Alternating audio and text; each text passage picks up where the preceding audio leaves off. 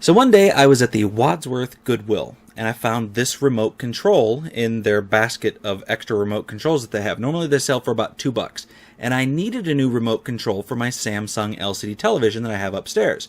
So, took it to the front, tried to purchase it. Instead of selling it to me for $2, said, no, I'm sorry, this goes with a television in the back. I went ahead, took a look at the television. They wanted $20 for a 40-inch Samsung LCD television. Now, this remote goes for about $14 on eBay, or remotes similar to this. So I thought, it might be worth the chance. Let me try it and see if it works. Plug it in, hit the power button on the remote because this actually had batteries in it, and it made a clicking sound. And then it didn't do anything for about 10 seconds, and then it made another clicking sound. And it didn't do anything for 10 seconds, and it made another clicking sound, and it just seemed like it wanted to come on.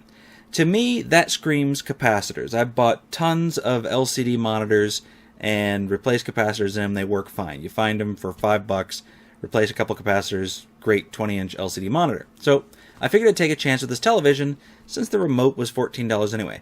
Took it up to the front, gave them my discount card. It's 35% off. Ended up getting it for about $14 before tax.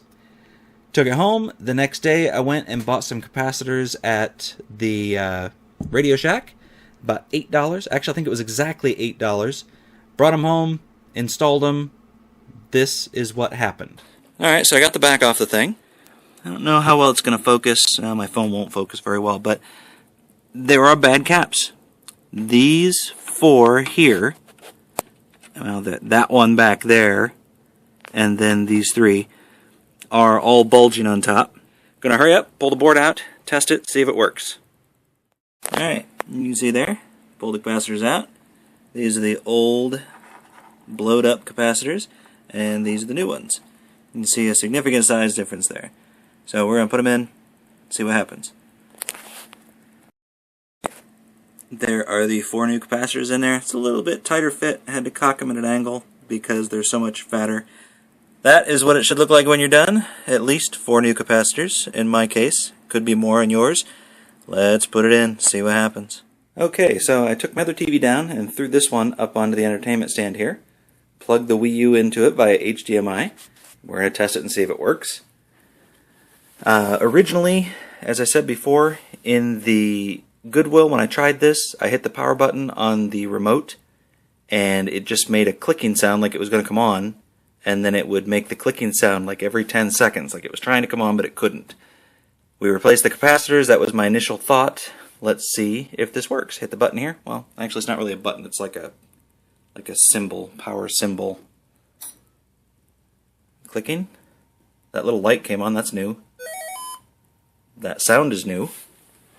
Oh, we've got signs of life. And we've got static. That's awesome. Let's try the Wii U. I think it's plugged into HDMI 1 or 2. I don't know, they're in a different location than on my other Samsung. Source. Let's see, is it HDMI 1? Searching for signal. HDMI 1. No. You can see my son's handprint there. Searching for signal. There we go. So, I have a working, I don't know if this is 40 or 42, I think it's a 40-inch LCD from Samsung for $14 plus tax at the Goodwill. And then, what was it, $8 worth of capacitors? And it works. So for $22, working LCD television. That is fantastic. If you guys see a Samsung LCD sitting in a thrift store, real cheap because it says it doesn't work, try plugging it in and hitting the power button. If it makes a repetitive clicking sound, or if it takes a while to come on, probably just capacitors. I can't tell you how many LCD computer monitors I bought for next to nothing because they didn't work. Replace 4, 5, 6 capacitors and they work just fine.